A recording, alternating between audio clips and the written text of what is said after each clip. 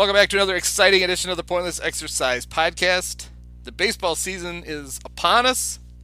It snuck up on us like the groundhog. Well, That doesn't make any sense. Um, anyway, it's here, and coming to us on location again. My God, he's a world traveler. We talked to him from the Cactus League the last time we did this podcast, and he got to hang out in the Grapefruit League. It's Bally's senior MLB writer, David Brown. David, how are you? you should see the size of these grapefruits. It's amazing. Oh, the I'm things they good. could do with hormones these days. Oh God. Well, you wonder how Barry Bonds got how he was. There's got to be some kind of relationship to this, but it's great that we're another baseball season is upon us. It's been a fun WBC filled spring training experience, and now we're ready to go for real. It's kind of nice to have an actual spring training, like a real one for a change. It is, Been a no, long time. 2019 was the last regular spring training.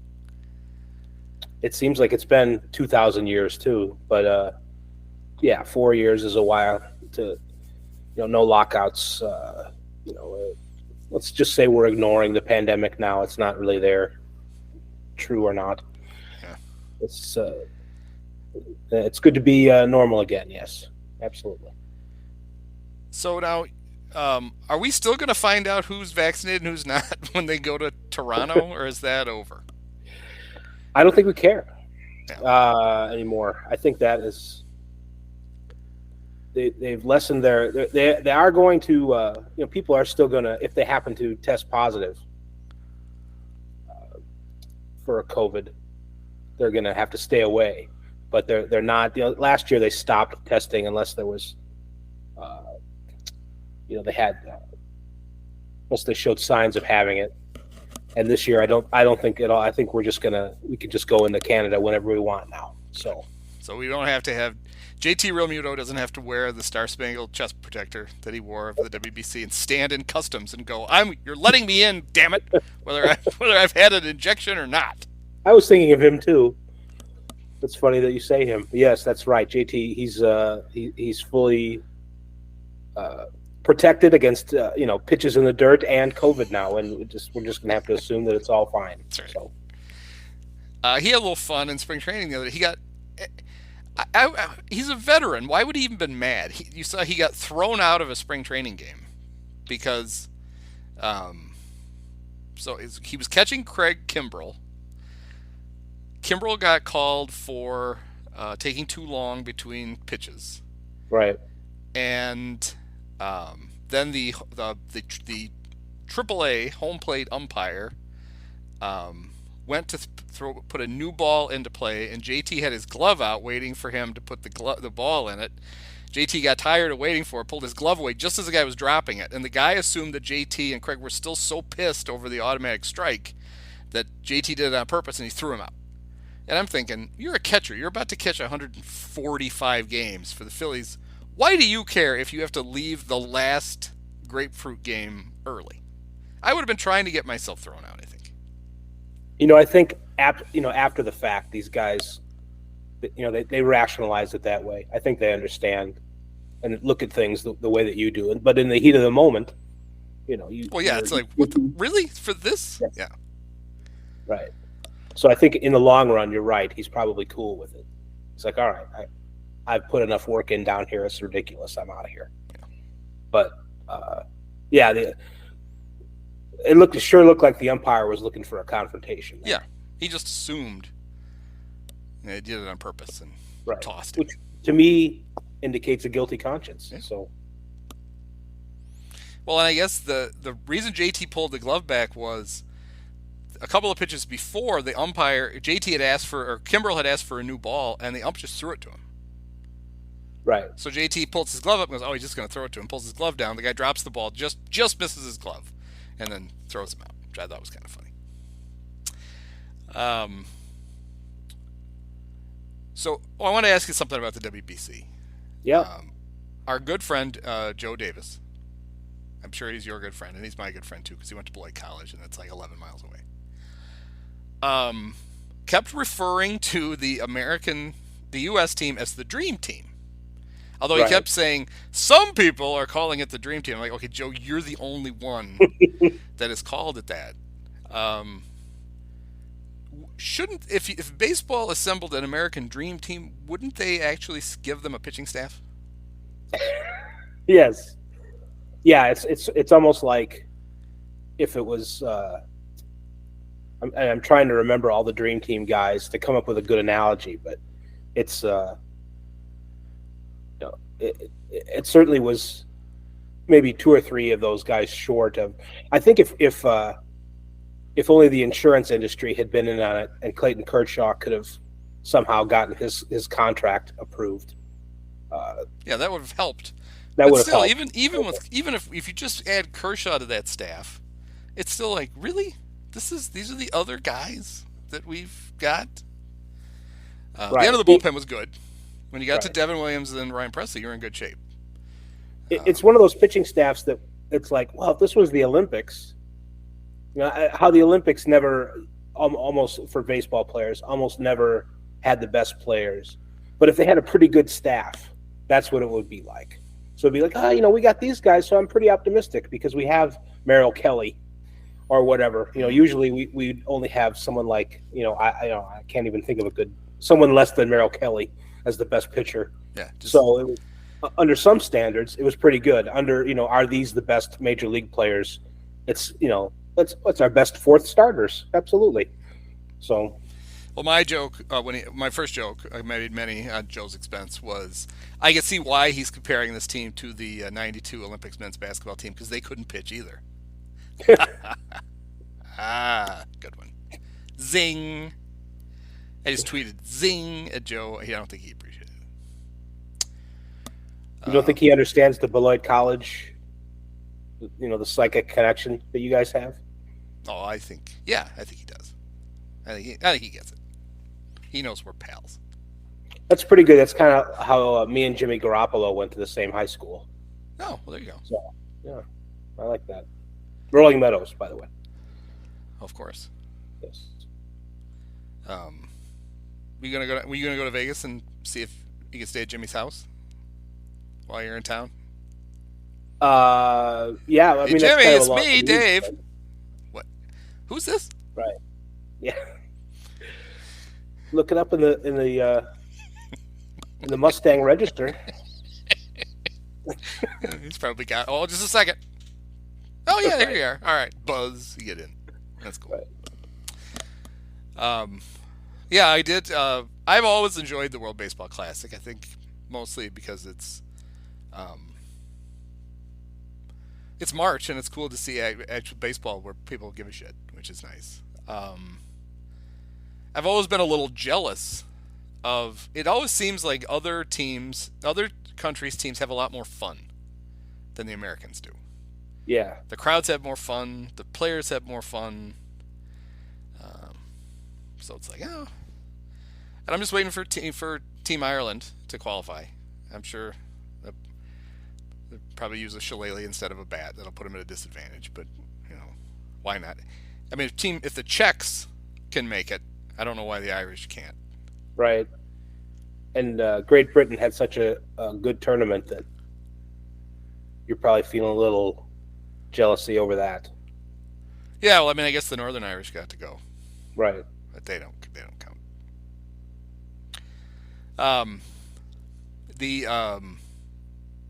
The last few games were all pretty much insane. It was a lot of fun. Especially the Team Japan's last two games, the miraculous comeback, and then the win over the United States in the championship game, in which we got to see a couple of epic matchups of one set of current teammates and one of former teammates. I mean, the Shohei Mike Trout thing was fun. That was cool. But Cub fans got to sit there and be really conflicted as Yu Darvish pitched to Kyle Schwarber. And they're like, oh yeah, we loved both of these guys. And they're both gone. And for what again? Well, Kyle, they saved $8 million. That's what they got Tom Ricketts got to keep $8 million. And they traded him for 4 preteens who are almost ready to drive now. We're very, very excited. But yeah, it was one of those rare things where everybody's like, wouldn't it be cool if Shohei got to face Mike Trout? And then not only does it, he does it as the final batter of the game. It was right. It was as though it had been scripted. Maybe it was. I don't think it was. It was funny how we talked about that possibility. It's like, well, if Shohei pitches, it'll probably be in relief just because of how the rules work and what's best for Japan at the time. And then we got it. He threw some unfair looking pitches to Trout. I felt bad because Trout was kind of the impetus for getting the really good, at least hitters on the American League guys to commit. It came down to him, and he couldn't come through. But I mean, who could in that situation? It was tough. Shohei was ready to give it his best, and that's better than anybody else has. So I'm going to give my expert baseball opinion. It's controversial, so brace yourself. Yeah, I think Shohei Ohtani is good. He is pretty good. Yeah, I think he's pretty good. I mean, I don't, he's probably not the best pitcher or hitter, but, to be the 10th best hitter and the 8th best pitcher or whatever he is, something like that. That's just kind of a cruelly awesome combination. I don't know if it's because no one's ever tried. Could anybody do it? But it's, I see him perform, and I think, well, this is I don't know if he's the best baseball player ever, but I can't think of any other players that have done anything like this. So, well, just Brooks Kieschnick. Yes. I mean, he's up there. He's I don't know if he's surpassed Brooks yet, but he's on his career trajectory is pointed that way. That does make, if we put it in that context, Brooks is like a top 50. Probably, yeah. I thought it was really interesting. Shohei is. We don't really. Have you talked to him? Have you ever interviewed Shohei? Yeah, I mean, in a very a locker room with like 30 guys and lots of translating going on. That was this year, and I think when he was a rookie, it was maybe 3 or 4 people in Kansas City when he was coming through. So yeah, I have. I think it feels for 2 reasons. Like, we don't really know him. A, he plays for the Angels, right? And then B, there's the language barrier and the other stuff. But I think we made some assumptions during the World Baseball Classic that maybe he was doing some things out of character, and maybe he was. Like, we got to see the video where he gave the speech before the championship game, which was really cool. Right. He basically told him, we're not going to beat them if you idolize them. You right. have to, which is, it's good advice.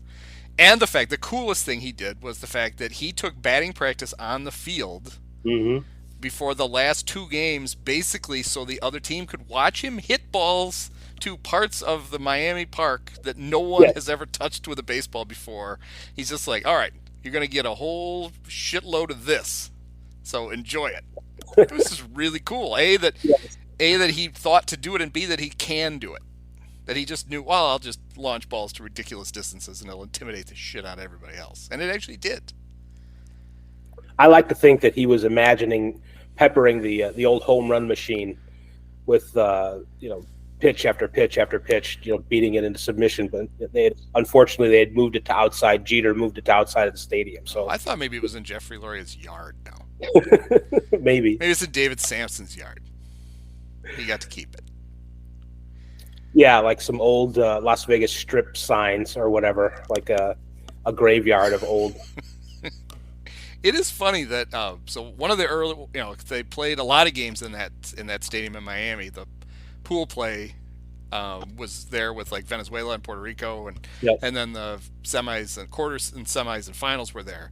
And I was watching some of the pool play, and I wasn't right. I'm like, where are they? I was like looking at the stadium trying to figure out where they were. And then I realized, I'm like, oh, that stadium looks really nice without all the crap. Like, there's no ridiculous teal walls anymore, and Right. there's no fish tank or whatever the hell they used to have, and the home run monstrosity is gone. And you're like, that actually does look like it's a nice baseball stadium. Right. And the other thing you'd never seen, there were fans in it. That was the other thing that just threw me off. Like, wait a minute, where are we? Oh, Miami? I didn't even know they had an upper deck. There's people in it.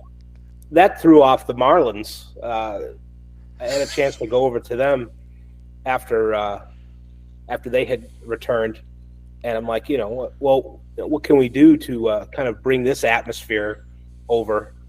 And Sergio Alcantara's like, we got to have fans. Yeah.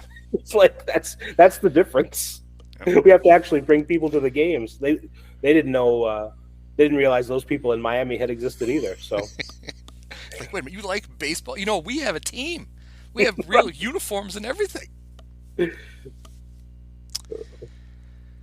So on your travels through the Grapefruit League, has anything caught your eye as we get ready now for the 2023 championship season? That's Theo Epstein would call it. it's just funny to me. One thing, it's maybe a little cynical of me, but I went over to Sloan Park, and it's just it's like it was.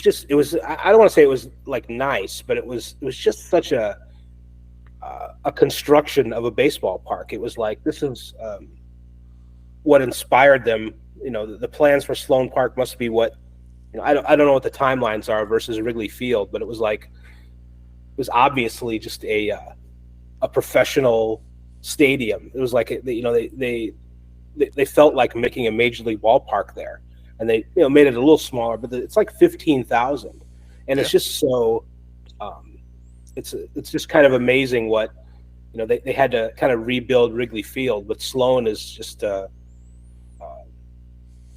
kind of a Ricketts monstrosity, sort of a giant. I don't want to say soulless, but it's sort of like the alternative to what you could have had instead of Wrigley Field if you had built a new ballpark from the ground up, rather than what they had done. Or Yes, whatever. That's what it would have looked like. something like that. Yes. Well, yeah, the biggest difference between Sloan Park and the Wrigley Field renovation is the Ricketts actually had to pay for the Wrigley renovation. Right. They didn't pay hardly anything for Sloan.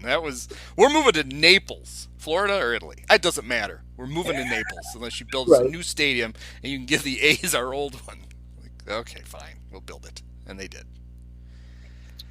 So that was one of the takeaways I had from that. But I also had a very nice conversation with Billy Williams, and some things that just can't be repeated about how groupies are around ball players, and that was fun off the record. And he'd see a guy going into the box, and he's like, "Oh, that guy's swing is too long.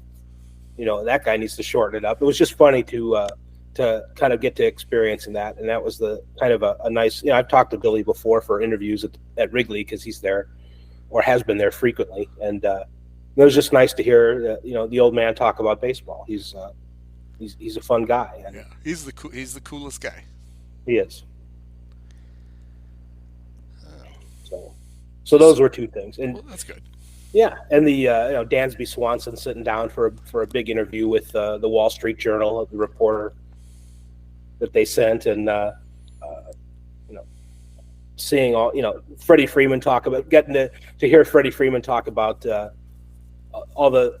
It was Freddie Freeman selling Dansby Swanson like nobody on the Cubs had. It's like, well, that guy's a winner, and they're going to get all kinds of residual benefits from him. He's going to be in the lineup every day, and it was like I'd seen, I kind of half jokingly thought of Jeff Blauser when I saw the Cubs get Dansby, but now Freddie Freeman's got me ready to watch him and see if there's going to be some more benefits than Jeff had for the Cubs when he signed the free agent deal. So I'm excited.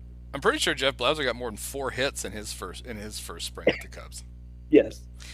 Dansby hit homers in his last 2 spring training games, which prompted Zach Zaidman excitedly on the score to go, "This guy knows when to get hot."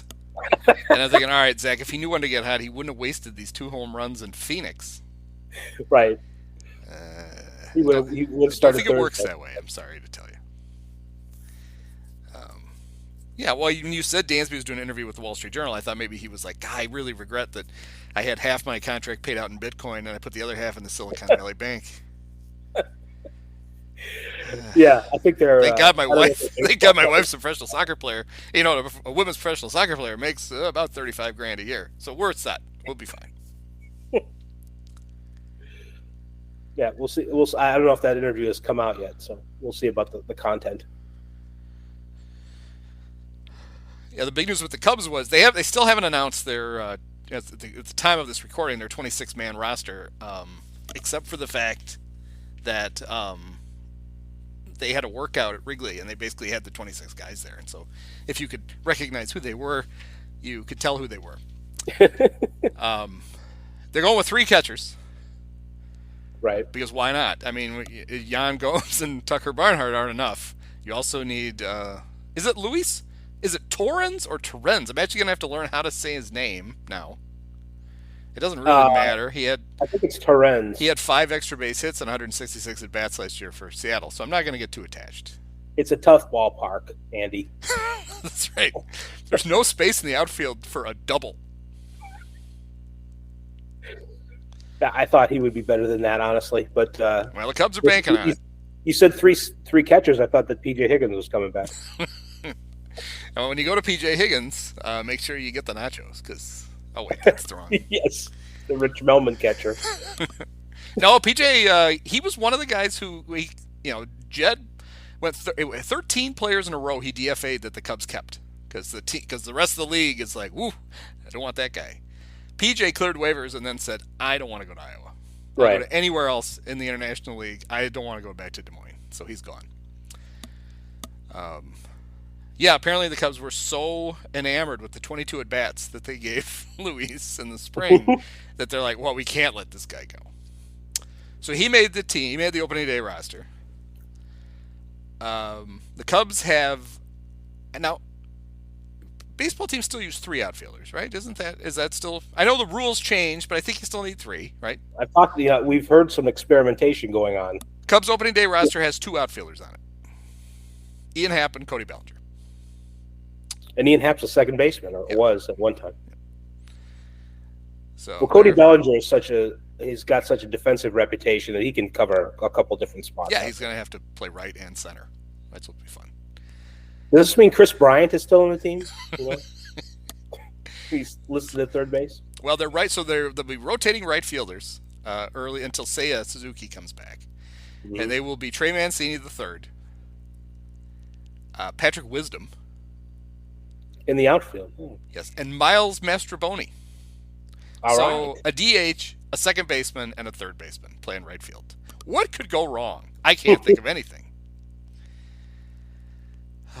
But they needed to do that because they gave a roster spot to Nick Madrigal, even though he had an option. He hit a 230 in the spring, and they're like, "Oh, we got to keep him because he can." We're gonna play him at third. It's like, so the whole offseason, Jed talked about how the offense has to get better. We got to get more offense. We got to get more offense, and then you open the season with a roster that has that on it. I don't quite get it. We have Eric Hosmer at first, at least. Right. Well, you mentioned Seiya. I think that it has to be, even though it sounds like iffy planning on their part, he's got to be a big reason why they don't care that much that they only have 2 outfielders, because he's not going to be gone for that much longer. That's the only thing I can think of. Yeah. I don't know, because I really like Trey the third, and I'm going to call him that all year. But I don't want to see him play right field. I really don't. He's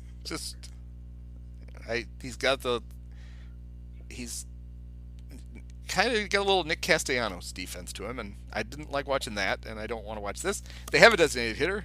That's where he could go, and we're going to have to watch him try to catch fly balls for a while. I don't really need that.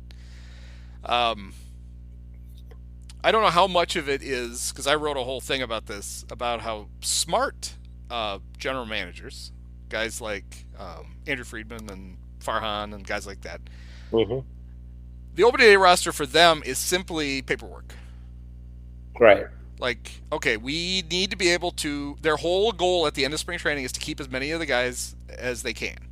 And so some guys have options, and even though they're better than guys you keep, you send them to AAA because the easiest time to lose a player on waivers is the last few days of spring training because everybody's roster is in flux and teams look around like, oh, that guy's better than our guys. Let's just grab him. And it's amazing how if you wait a few days, everybody's roster's locked in and they've spent all that time in some sweaty room with each other in a whiteboard and they're like, our roster is perfect. Anybody who's it's like everybody after their fantasy draft. Oh, yes. I'm never going to lose a game. And so for like that whole first week, you don't care who lands on the waiver wire. You're like, my team is locked. This is great.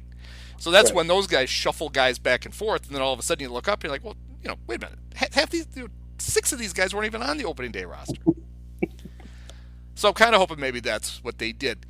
Because you would know more about this than me, but so Madrigal has an option, but he achieved, and no one can explain to me how you do this, Super 2 status, which means apparently, even with an option, if you option him to Iowa, he can make himself a free agent right then. Yeah, I guess it's like a right of first refusal or something like that. And gosh, I hadn't the Super 2 thing. I thought we were over for some reason. I thought, but not. And I don't know if it's a thing that in the new CBA isn't a thing anymore, but guys who were already here, it kind of gets grandfathered out. I don't know. If I were the Cubs, I would have called his bluff and said, "Okay, you want to be a free agent? Go get him. See where you've already played for the 2 teams in the league that want you, the White Sox and us, and the Sox don't want you back." So become a free agent. See how that works out for you. But they kept him instead. So I don't know. Maybe they're just bracing themselves for the no good deed unpunished Nico Hoerner injury that might be coming up after the contract extension. So. The contract extension. I want to talk to you about this. Yeah. So, Jed talked openly about how they were spending the spring trying to negotiate contract extensions with Nico Hoerner and Ian Happ. I was really glad that they didn't get a contract extension with Ian Happ because I just think, no, you long term you have to do better in left field than Ian Happ. But the way Cubs Twitter reacted to the Nico extension, you would have thought that the Cubs this was like the second best day in Cub history, other than November 3rd, 2016. This was the greatest thing ever. And so I was going through Twitter and I'm like, oh, they extended Nico. Oh, that's good. That seems like a good idea. And I'm just assuming to myself, I'm thinking, I wonder how many years it is. He's got 2 years arbitration left, so this is probably like a 5-year, maybe a 6-year deal, right? Lock him in. They're going to start acting like the Braves. They're going to be locking these guys up, going to buy out a bunch of years of free agency. And then I looked, and it's a 3-year deal. It's a 1-year extension. That's all it is. Right. And it's like, okay, they didn't do anything, really. They went from, we're guaranteed to have him for 2 years after this year, to we're guaranteed to have him for 3 years after this year. Right. It's 1 more year than they're guaranteed to have. It's 2 years is only 1 more year than Bellinger. But we talked about that contract and how there's kind of a limited benefit to the Cubs just because it's only this year. So it's kind of the same thing. They have him, 1 more year than they otherwise would have. Yeah. So either they just wanted to say they had an extension. They're like, Nico, come on, just take. It's $20 million for that year. Just take it. I need to tell people I've failed. This is Jed. I've failed on every extension I've ever tried. Theo at least locked up David Bodie. You just please do it. It's just 1 year. Okay, fine. Or they're like, well, he's not that good. We're not going to 4 or 5 years for Nico. Screw that. But I literally laughed out loud when I saw that it was 3 years. I was like, of course it's 3 years. Right. It's literally the bare minimum you could do to call it an extension. Congrats. They Happ at the workout today basically said they couldn't get a deal done, and the Cubs don't want to negotiate during the season. He doesn't want to negotiate during the season, so talk to me in November. And I think for him it's the right move. The free agent class doesn't look very robust, other than Shohei. Right.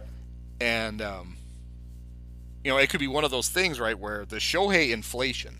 So say you're in the bidding for Shohei, and you're like, it's getting up to like 10 years, $500 million. Right. And then you don't get him. And then there's Ian Happ, who's like, I only want 6 years, and I'll settle for $150 million.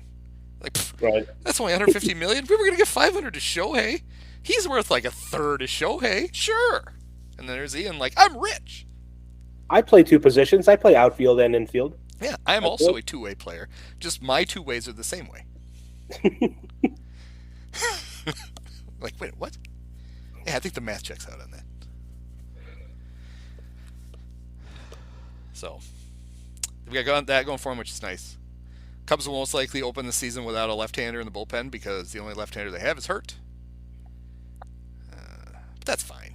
I mean, who needs those things have become overrated anyway, somewhat with the rules, the 3 straight rules, Yeah, and it's always. I mean, Cubs have been famous for having a terrible lefty on the roster just because he's a lefty. Right. And my favorite ones of all time, I think, it was the year they went to Japan to open the season. That was 2000, I think. And Don Baylor's bullpen had a guy named Daniel Garabai in it. Oh my! And even Don was like, "What the? Like, this is what you've given me?"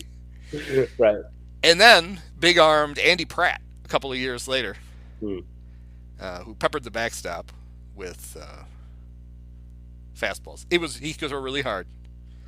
The catcher never caught anything because it either went over his head or over the wall.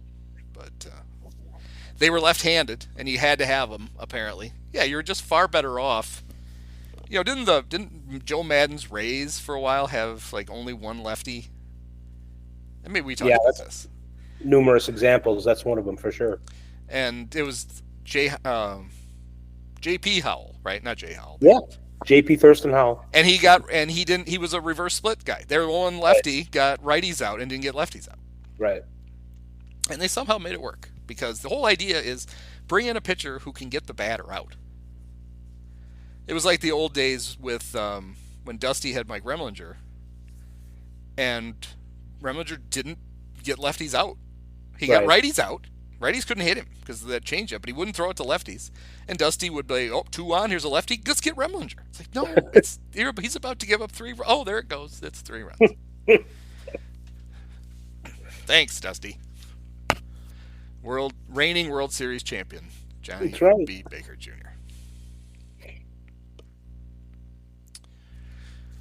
All right, so I want to do a little exercise with you. Not actual exercise. You're on vacation. There will be no calisthenics. My knee hurts, by the way, so don't. No calisthenics involved in this. Yes. But our good friends at DraftKings, and you can use code word pointless. It still works. It's a good hook. Even though the football ads are over, the code still works. Also, how about this? The code word pointless also works at the Obvious Shirt store. You get 25% off. Or 20? That's a 2-for code. Yes. Just any website you go to, type in pointless and see what kind of discount you get. Anyway, they have the over-under set for the season.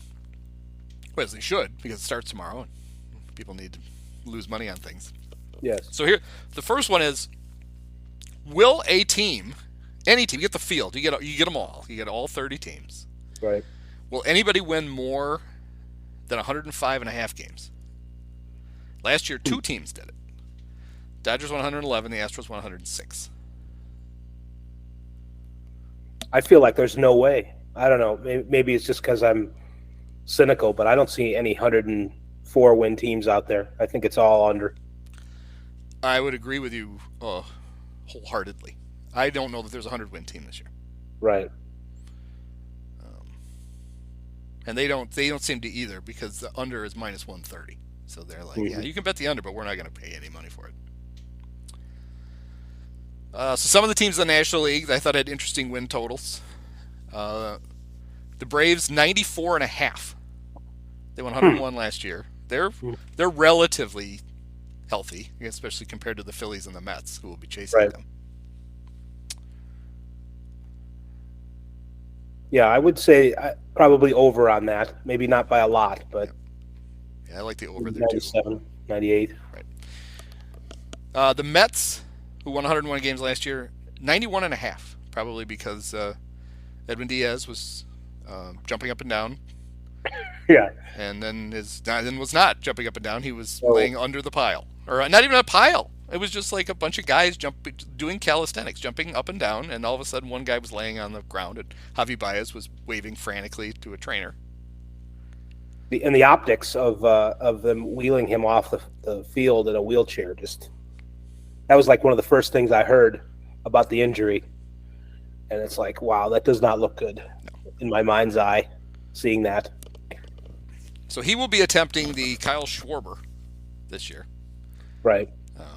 Apparently Steve Cohen, who apparently has a few dollars, they were talking about this, and I was thinking, what if my boss did this, I don't know that I would be that excited about it. So Edwin gets home from the hospital. He's had his surgery. Mm-hmm. And one of the good things was because everybody was in Florida for spring training, the Mets doctors looked at him, I think that night. And he had surgery the next morning. And apparently that's very important to do that, to fix your patella as soon as possible. Mm-hmm. Then he gets home, and there's 3 strange people in his house. There's a chef, a personal trainer, and somebody else. I don't know. But anyway, Steve Cohen sent 3 people to get him started on his rehab. And I'd be like, the 3 people you meet at Edwin Diaz's house. Are they living with me now? You just you gave me tenants? Thanks. It's like when you gift somebody a present, a trip, or an experience where they have to spend extra money, make it all go together. Yeah, it's like getting invited to a destination wedding. Right. That's basically oh, great. Yes. It's a vacation I don't want to a place I wouldn't go. Thanks. Says the guy who got married at Disney World and made all of his family come. All right. How about on the other end of the... we didn't say 91.5 for the Mets. What do you think? Over or under? I would say over. I would too. I think even though... I mean, you get former Olympian David Robertson closing for you. Hey, he did all right for the Phillies, and... He did well for the Cubs last year. Yes, he did. He's good. And, Steve Cohen will... as Dusty, I think, said, if he has to spend, he'll spend on something. Yeah. So, on the other end of that, the Nats, 59.5. Oof. I actually, I like to see the good in people. I like to see the good in moves. I'm, an optimistic person about a baseball team, and in February and March, and I liked some of their Candelario and some of their other scrap heap additions. I think they will win more than 59.5. I think they'll win maybe 64, 65 games. Isn't the old saying in baseball, everybody wins 60 games, everybody loses 60 games is what you do in the other 42 that count? It's like, except for the Nats. Because I didn't remember that was except for the Nats. They don't win 60. Yeah, I would agree. It's hard to look at a Major League Baseball team before the season and go, they can't even win 60 games. Right. Speaking of that, how about the Oakland A's? 60.5. Vegas gives them one whole more win than the Nats. I don't know. They brought in Shintaro from Japan, and they're using him as a swing man or something. He's not. I thought there's your opening day starter, but I guess it hasn't quite worked out. He's not new Shohei. Similar thinking there. I can't. I mean, they didn't add anybody, and they were terrible. But they have to be a little better than that. Maybe they won't be, but I mean, the plan they have is really good. one of the headliners in the Matt Olson trade, Christian Pache, got DFA'd. He's going to be our center fielder for years to come. And a year later, anybody can have him. We don't want him anymore. Sorry. The Phillies just traded for him, but as what? I'm not sure. I'm not sure if he's he's new Reese Hoskins, so Schwarber can go play first. I think maybe that's some of that. But yeah, Kyle, he was better than I expected when the Red Sox put him there. Yeah, because Kyle is not tall, and you don't have to be really tall to be a first baseman, but you should be taller than Kyle Schwarber. I noticed that. I'm like, hey, wait a minute, this is my height. Yes. Although the bases are bigger, do they also think they're taller? Like, Kyle, just climb up on the bag, you'll be fine. It's like, it's the same height, it's just wider. Like, kind of like you. I didn't measure the summit. I'm not sure about that, Andy. I don't know. Is it? You think maybe that's it? Maybe the Phillies measured the bag and they're like, oh, Kyle will be fine if he stands on it. Right. Just stand right on the middle of it. What could go wrong? When someone's barreling down on you, it'll be fine. Why didn't they call the Cubs about Eric Hosmer? Well, he probably did. Eric's unavailable. Right. No, he's a key part of the next great Cubs team, so we can't trade him. Sorry. He's taken. You had your chance. You blew it. Yeah, if that Hoskins injury happens in July, you watch. Maybe claim Hosmer off waivers. yeah. There you go. Call him at home. Another interesting one I thought was the Vegas, or at least DraftKings. They do not have a high opinion of the National League Central Division. The St. Louis Cardinals, 88.5 wins.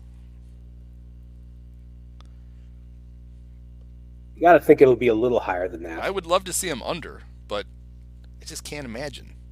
Two of the teams in the division, I know you don't play them as much, right? They lost 12 games against the Pirates and Reds, and 6 more against the Cubs.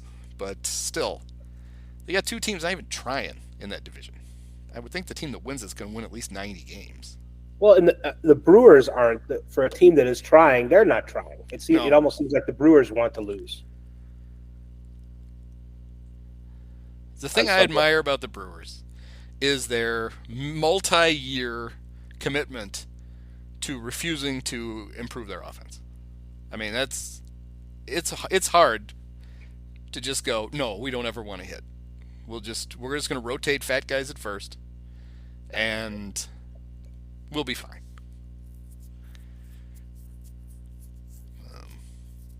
Well, yes, they might. I will not bet on the Cardinals to go over because just out of I'm a dick. But I can't imagine that they're going to go under 88.5. I don't think so. I mean, I didn't really like their starting pitching before. 48-year-old Waino groined himself. But they gave a contract extension to Chaz Michaelis. Yep. And the mustache is worth it. I'm not sure about anything else. Well, I mean, you get a chance. You get a chance for 2 more years of Ned Flanders on your pitching staff. You got to take it. It is funny though. I thought Ned was left-handed. Didn't he run the leftorium? He did. Yes. Well, then they got Jack Flaherty, who half their fan base hate because he's too woke. He's politically active, but he's also hasn't been healthy and doesn't look like he's very good this year either. So maybe they're onto something. That's the thing. These gambling guys, they do tend to know stuff. We'll see. Offensively, they could be pretty good with bringing rookie Jordan Walker into the mix. So you'll be happy to know there was one of the Cubs prospect guys the other day was basically saying the Cub fans shouldn't be mad that the Cubs took Ed Howard like 9 picks in front of Jordan Walker because that was a weird draft and nobody knew anything. It's like okay, well, you have to get your story straight because when the Cubs traded for Pete Crow Armstrong, who was picked 3 picks after Ed Howard, they talked about how, oh no, we loved him, we had him really high on our board, and blah blah blah. It's like, why didn't you pick him then? Because you could have kept Javi. We could have had both. But no, that's fine. We don't have any of that. The thing I enjoyed about Jordan Walker when I finally got to look at him this spring is he looks like he's 40 years old. He does. It's like, oh, they have another Albert Pujols. One of the best things ever, and I wish I could find this film, is somebody had footage of Albert playing high school baseball. And, I mean, we know, right? I mean, it's like the worst kept secret in baseball. In fact, David Sampson gave it up. So he comes to the U.S., and his family wants to enroll him in high school. And they say, well, he can only enroll if he's 16 or younger. And they're like, oh, he's 16. Right. And then he joins the baseball team, and he's balding, and he's got a full beard, and he's a head taller than everybody else. Hitting the ball 100 feet farther. Yes, and then he plays at that JUCO, and then gets drafted, and then he spends his first year in Peoria, and he's tearing up the Midwest League. And it's because he's 5 years older than everybody he's playing against in the Midwest League. And Albert, why are you teaching these classes in high school? That's right. Well, the rest of the faculty, the rest of the what? I mean, the rest of the students. What did I say? And his wife was like 40 years old. I mean, the whole thing was just like, he had a family. Yeah, and then Bob Nightingale writing these glowing stories about this 19-year-old wonderkind. It's like, Bob, he's not. He's not. He was 19 before he got on the raft. This is not. Anyway, you look at it's like, of course, their next hotshot prospect just fits the same bill. Like I'm sure Jordan was, is actually the age he's supposed to be. But as soon as I looked at him, I was like, of course, that's what he looks like. Yeah, I assume he'll be really good.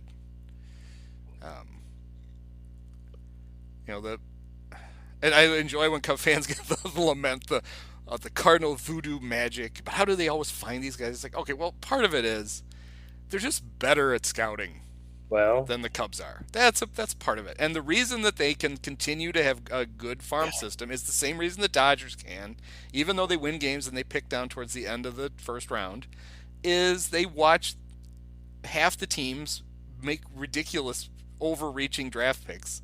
Right. And the guys on their board just fall down to them, and they're like, okay, well, this is the guy we wanted anyway, and we'll just take it. Now, the difference between the Cardinals and the Dodgers is that Major League Baseball, for some reason, can't give the Cardinals enough extra draft picks. Just for anything. It's like, sure, give the Cardinals a draft pick. The tornado hit Mississippi, Cardinals get a draft pick. It's like, I don't know why. They just do. Anyway, so over 88.5. How about the Chicago Cubs? 77.5. No respect. The Chuggo guys made their picks. I think 6 of them gave their picks of the Cubs. None less than 83 wins. In fact, one guy 88.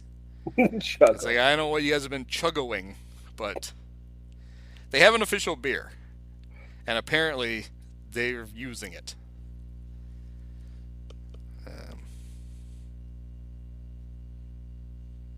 They won 74 games last year. Right. I don't know if you heard this, but they had the 5th best record in the National League after the All-Star break. Yes. The 5th. And they're still hanging their hat on that. That was the biggest accomplishment before the Nico 3-year extension. I can't wait for opening day when they unfurl the banner. Yep. There won't be dry eye in the house.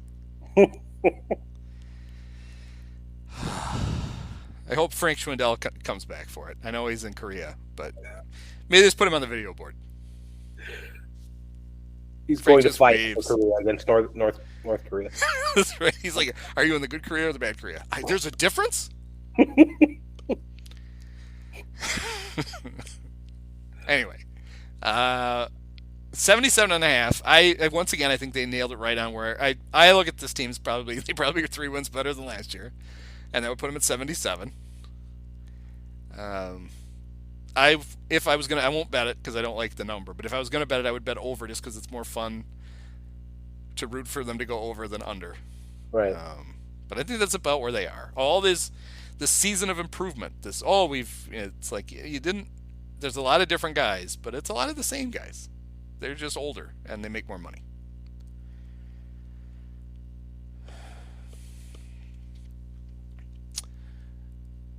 I was intrigued by the National League West. I felt like Vegas just can't bring themselves to predict that the Padres will win more games than the Dodgers. So they have the Dodgers at 95.5 and the Padres at 93.5. That's a little, yeah. The Pacoda has it like 94 to 93, I think. Dodgers over And, Padres? yes. Yeah. And I think I would bet over on the Giants at 81.5. What do they got the Diamondbacks at? 75.5. I feel like that's an over. Like, just go throw some money. I think that is way over. Yeah. I think they have a chance to nearly compete for a playoff spot, not first place, but yeah, I think that's a team that could. If you were going to make me pick who, as of whatever day tomorrow is, the 30th of March, you told me I had to bet money on who's going to win more games, the Giants or the Diamondbacks, I would take the Diamondbacks. I would too. Full season of Corbin Carroll and for one. And they don't have they don't wear the bloody pants anymore, right? They got rid of the. I'm not sure. Yeah, the blood splattered BMX pants. Yeah. Like, whose brilliant idea was this? Oh, were you guys painting the floor? Why did you have red shit all over the bottom of your pants? You got to wear your batting practice gear when you paint. Come on.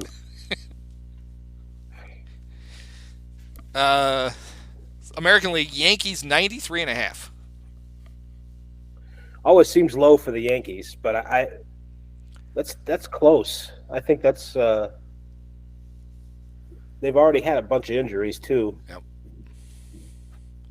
I think that's about where the number is going to end up. They have the Jays at 91.5. That's low. I think that's light. I like that number. I also like the Mariners 87.5. I like the over on 87.5. I agree. The Astros 95.5. Probably over. Yeah, probably over. Although I would say not by, we talked about how there's probably not a 100-win team. I don't think there are either. So, and no more Verlander. So, if you thought they didn't like the National League Central, wait till you see the American League Central. No, I don't want to look. Actually, the Guardians, they have them with the most, 86.5. I don't know that I could wager any money on the Guardians to go over 86.5. They have the Twins at 83.5 and the White Sox at 82.5. I mean, I think they're looking at how everybody was looking at the White Sox before last year, thinking, well, we have the La Russa effect, but they have to be better on that end. So I could see that. I think the Twins, that's probably a light number. I don't know if I make the Twins like a prohibitive favorite, but I like their chances to get near 90 wins. I'd bet that one. Tigers and Royals both 69.5. Nice. Very nice. I like some of the things that the Royals have done, but I don't know that if it moves the needle on their wins for this year. They have a new pitching coordinator. The last one was Cal Eldred. He's not very good. Cal still have the screw in his elbow? Yeah, that was used to make me cringe when I think about that. But yes. Remember when Sean Dunston broke his hand and had to have a screw put in it, and then he just had the screw in it for a while, and then he broke the screw while he was playing. Right. Actually, that is that's the Carlos Correa thing, right? In the ankle? He still has screws in his ankle, and both the Giants and the Mets doctors freaked out about the chance that it might break on him at some point, and you'd have to go in and take it out and then reset everything because it does damage when it breaks. But also just the fact that I think especially the Giants doctors apparently were like, why is it still in there? Like, it healed. We didn't go in and get it. And you're not supposed to like have it in there forever if you're a professional athlete. And then he talked about how in a game last year he got hit on it and he could feel it vibrate. And he thought he like broke his foot again. Right. And then it went away. It's like, oh, yeah, maybe there is a reason. They didn't want to give him 13 years. Hopefully, there's not like a musical frequency that somebody can hit and get it to vibrate like Well, that. I know. I was watching that game and my dogs went nuts. So it must have been. What is that sound? Turn the TV off.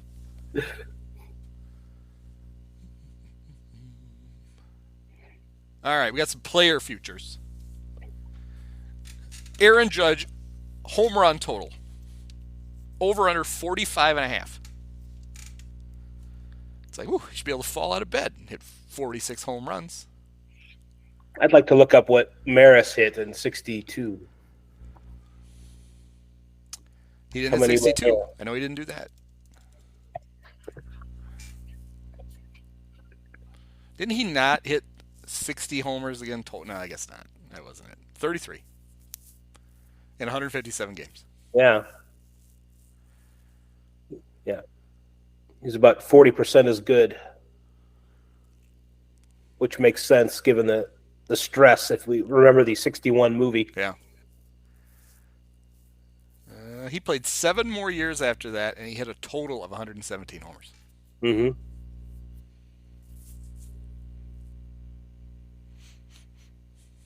How about Eloy Jimenez? 28.5 home runs. Well, it depends on, can he stay out of the net? Yeah.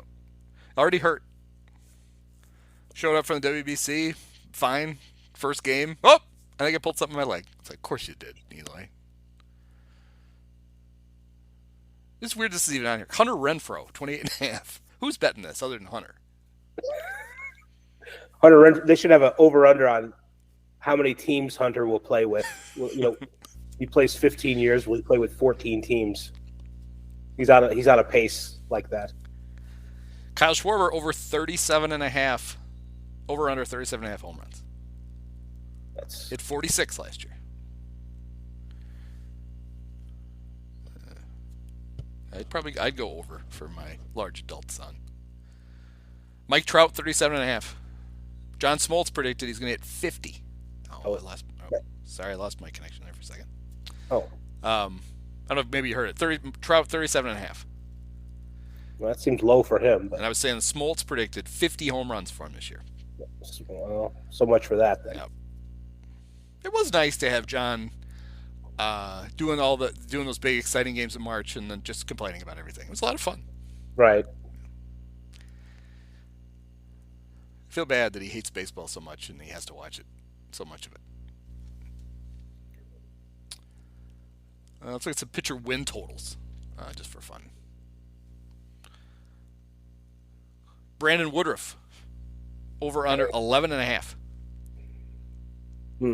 I would say over, but the Brewers are more fun. Would be who will he get his final win for in 2023? Yeah. Will it be the Brewers or somebody else? They just seem eager to move on from this competitive window. Justin Verlander over under 13.5. It's just because he's an old man. Yeah. But I'd say way over. Max Scherzer is 12.5. Shohei, 13.5. I didn't look at Shohei's home run total. I'm going to look at that while you're pondering.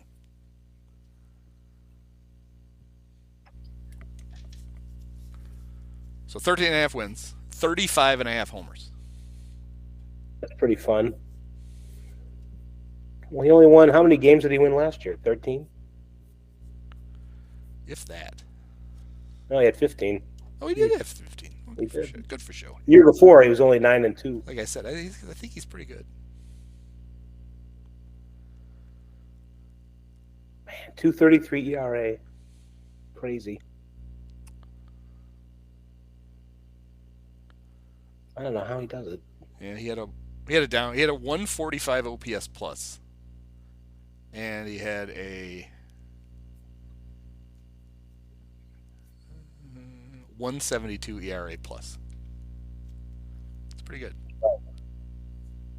A little down hitting across the board. It seemed probably bigger than it was, but he was only Yeah, he was 157 OPS plus the year before. So, but the pitching, he didn't get any Cy Young votes 2 years ago, and he was fourth in Cy Young voting last year. So He led the league in 2021. He led the league in 3 offensive categories: yeah, triples with 8, right, intentional walks with 20, right, and caught stealings yes.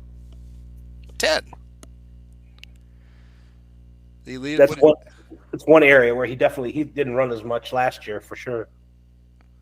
Yeah, 26 stolen bases and 10 caught stealings. Yeah, 2 years ago. they're like, knock it off. It's not doing us any good. Right.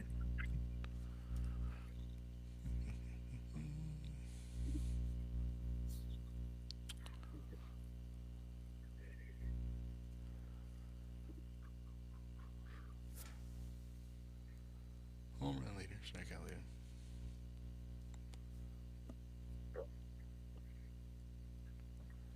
Well, here you go.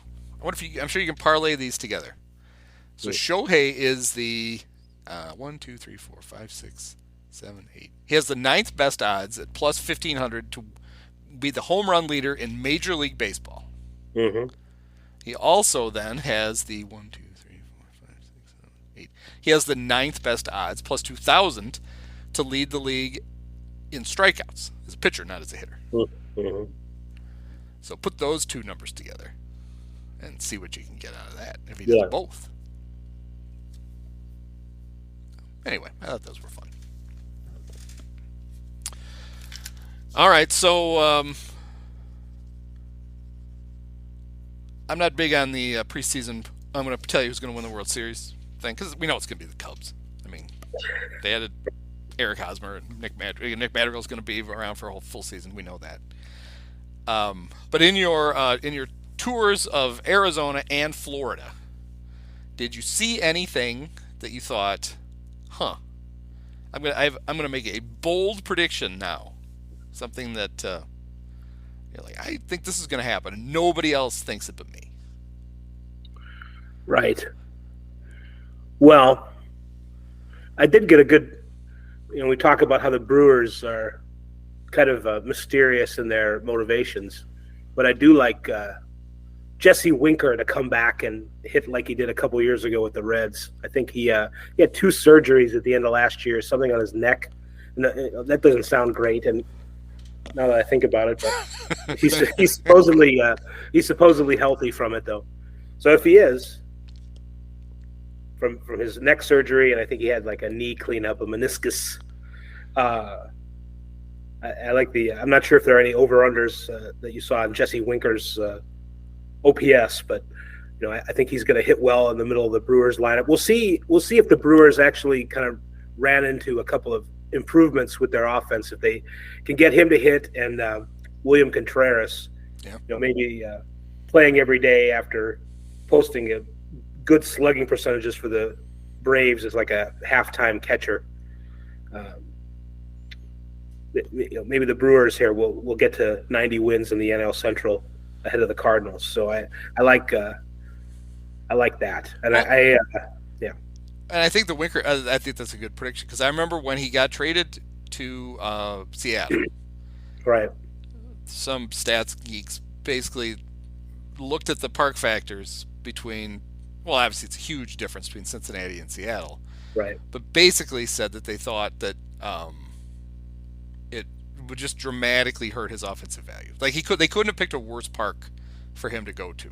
Right. And so the two tragedies of that trade were poor Jesse wasn't going to hit very well in that park, and because of the trade, Pat Hughes was going to have a lot less chances to say, Eugenio Suarez. Yes.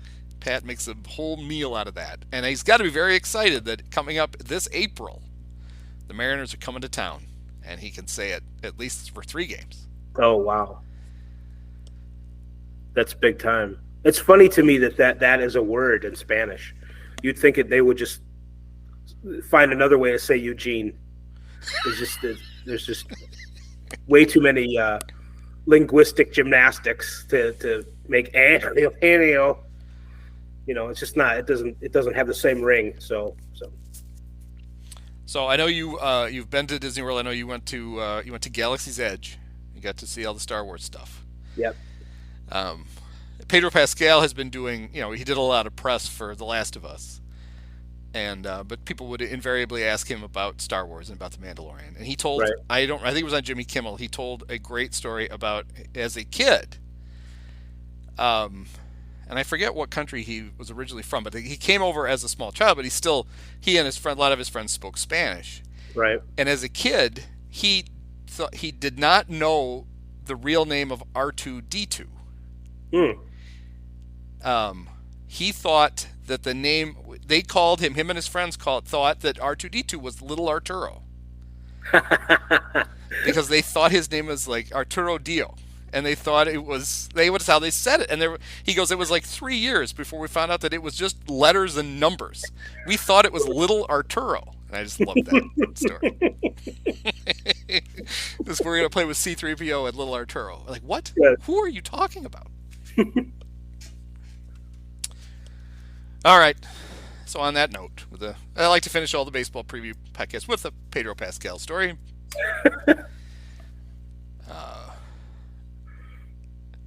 Happy opening day. And to you. And thanks for coming on, and we will do this again shortly. So I can't wait to get some real games under our belt. Many of us have herpes.